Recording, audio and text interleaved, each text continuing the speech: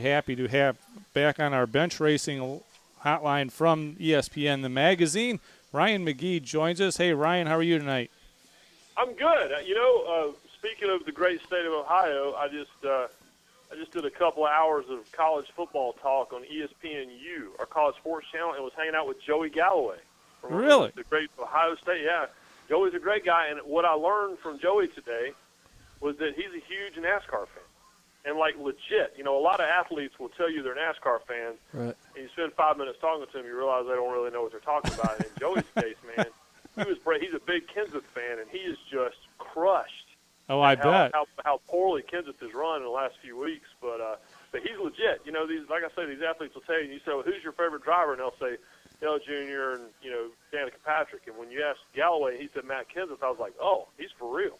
Yeah, he's got an idea of what's going on. But like you say, unfortunately, he's hooked his horse to the wrong wagon, unfortunately. It seems like the great divide has happened here. Charlie and I talked in the last segment about how many guys are left in this thing and whether it's a 3-dog race or however many are left. But I don't think it's a stretch to say at least in my mind, I think a good portion of half the field has kind of eliminated themselves. You get the feeling for that? Yeah, I feel that way. I mean, I still the beautiful thing about Talladega being out there, and some people, don't like Talladega in the chase, but the beautiful thing about Talladega still being out there is it's kind of the great equalizer. You look at a guy like Jeff Gordon, who has run so well at the restrictor plate tracks over the last decade, even when his career wasn't going well. He's run well on plate tracks, and if you look at a guy like that, the only way Jeff is going to get back in this thing is to keep punching out, second and third place finishes and a win. But the other guys have got to give him some help. And as long as Talladega is hanging out there, I'm not ready to eliminate anyone except for Matt Kenseth. He's just too far out. But when we get on the other, depending on the big one, we'll see what we have after Talladega. But I'm with you. I think that, I think the top 3 guys are breaking away. There's a second group of guys that kind of need to get it going. And they had a chance at Dover and didn't take advantage of it, and then there's a couple of guys there at the end that are just toast. Yeah, we're talking to Ryan McGee from ESPN the magazine. Ryan, I'm with you on this Talladega thing being kind of the great. I don't want to call it equalizer, but the X factor, I guess, out there in this thing that keeps us from eliminating too many more guys from contention, and I think that the Talladega being the 4th race in the chase is just about the perfect place for that track. If you had it a whole lot later in this chase, then it would almost become kind of it would be too quirky, too gimmicky to have it, in the 6th or 7th or 8th race of the chase. Right now, it's just about right. We'll find out after this is all over with, I think, who the contenders are for the last 6 races. At least that's the way I feel about it. And I agree with you. I think even if it was like the 6th race in the chase, to me that's too far now. Yeah. Even if it was I think 4th is just about perfect. You don't want to have it in the first race. You don't really want to have it in the first 2 or 3 races. Right. And you certainly don't want to have it in the last couple of races. So no, I'm with you. I think that it's the perfect spot for it. And I'm not, I still hear from people, it's crazy that we have a play track in there. But to me, I'm one of these people, and I've said it to you guys before, the chase, I feel like, should be representative of the season. Yep. And it's got everything except the road course. And I'm a person that wouldn't mind seeing a road course in the chase. But you got short tracks, you got flat tracks, you got your cookie cutters, you got your plate track. You've got a little bit of everything. Throw Dover in there, you got a little bit of everything. So to me, it's just about the perfect mix right now, because if you want to be the champion, to me, you have to be able to run well at every single type of racetrack, and plate racing is part of it.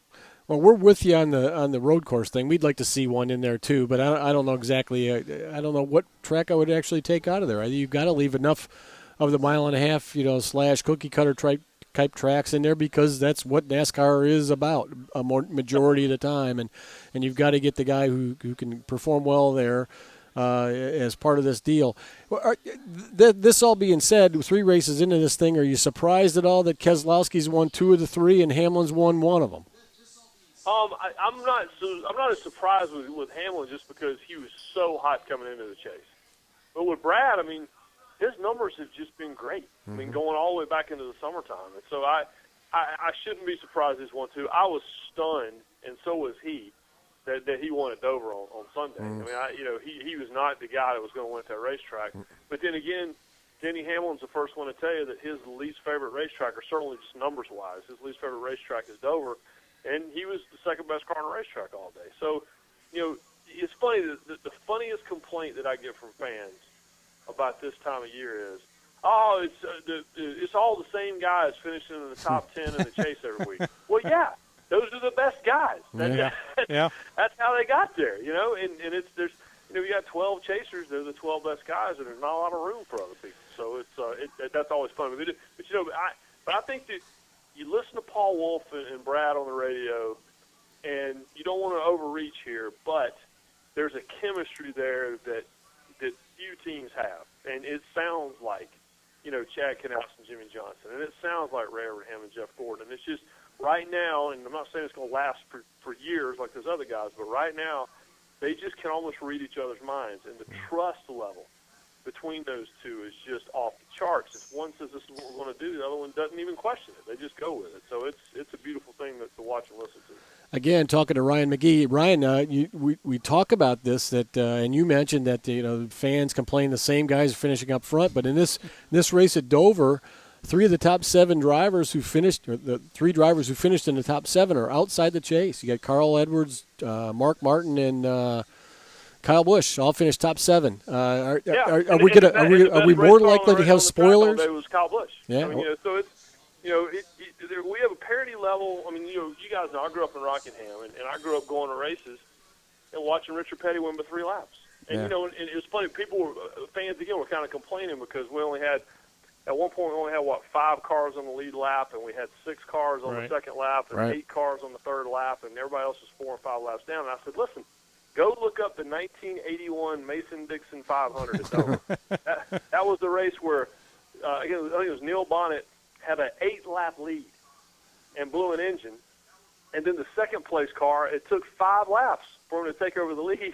Yeah. And then when he blew up, it took Jody Ridley another handful of laps before he took the lead. So you can complain about it the way it is today, but I'll take a bunch of good teams over just 2 or 3 teams crushing everybody every week. Those were the good old days, though. That's what everybody wants to go back to. Yeah, exactly. Listen, there was nobody enjoyed Richard Petty's success more than I did, growing up in Rockingham and being a Richard Petty fan. But man, he would stink up the show and Kyle would too down at Rockingham, the races I went to growing up. And at Darlington, Ned Jarrett won the Southern 500 with 14 laps.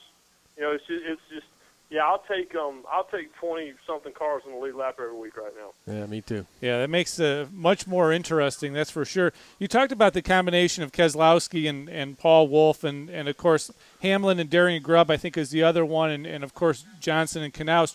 Charlie and I were talking about that as well when we were talking about is it a 3-horse race, and it seems to me those 3 groups, not necessarily those 3 drivers, but those 3 groups may be the best 3 out there at this point, just because of what you said.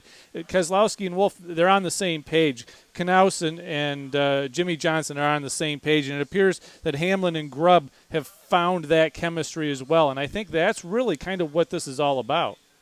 Yeah, it is, and it's what everybody searches for. I was talking to Slugger Labby about this, and Slugger's been around the sport for a long time, and I can remember when Kenny Irwin Jr. was put into the Texaco Havoline 28 car by Robert Yates, and it was done too soon, and Robert will tell you that now. And then Slugger Labby was named as crew chief, and that was done too soon. Mm-hmm. He just wasn't ready yet. And Slugger and I were talking about the fact that you had all these combinations everybody was reaching for, and this is in the late 1990s. And all it was everybody was looking for the next Jeff Gordon and Ray Abraham. Yep. And then eventually, the combination that hit on it was Chad Knaus and Jimmy Johnson right there at Hendrick Motorsports. And everybody's searching all the time for that right chemistry between the crew chief and the driver. And everybody else feeds off of that. And if those two get along and those two are doing well, everything else usually falls into place. But it is harder to do than you can imagine because, as you guys know, it doesn't happen very often. That's why we make a big deal out of it when it does. Mm-hmm. I thought it was interesting. And every week you do your power ranking numbers, and I thought it was interesting. You made a point that you hate to throw the guy who won the race the week before, who just happens to be, in the points lead. He's always your number one power ranking guy. Pretty tough, though, not to have Brad Keselowski up there. And tell me, though, how you go about doing your power rankings, because you're not the only guy out there that does it, but tell me what your formula is. Well, it's really super scientific. Let me tell you. Yeah. No, but what I get this question a lot, and basically it's a, what have you just done? What have you been doing? And what do I think you're about to do?